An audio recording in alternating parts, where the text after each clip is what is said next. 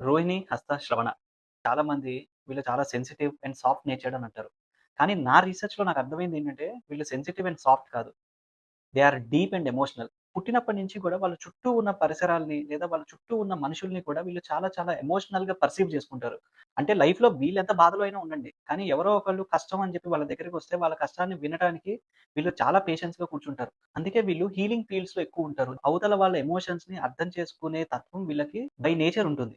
రోహిణి నక్షత్రాన్ని తీసుకుందాం. రోహిణి నక్షత్రం అంటే శ్రీకృష్ణుడు జన్మించిన నక్షత్రం. ఆ లగ్న నక్షత్రం రోహిణి నక్షత్రం అయినా గాని వీళ్ళు చూడటానికి చాలా చాలా అందంగా ఉంటారు. చాలా అందమైన నవ్వుంటుంది.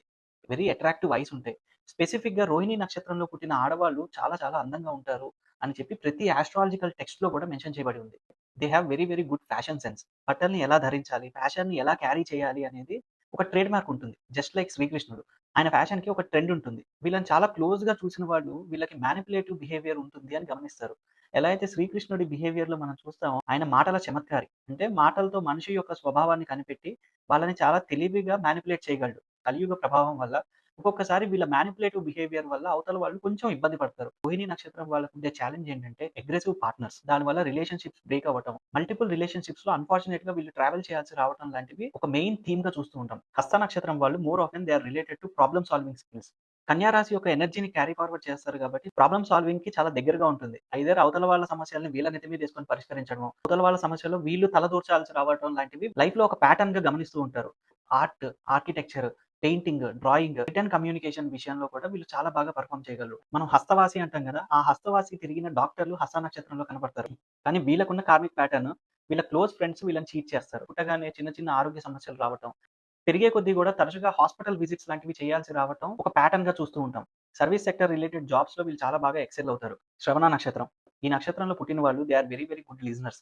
వెంకటేశ్వర స్వామినే చూడండి. రోజుకి కొన్ని లక్షల మంది దర్శనం చేసుకుంటారు. కొన్ని లక్షల మంది ఆయనకి రోజు సమస్యలు చెప్తూ ఉంటారు.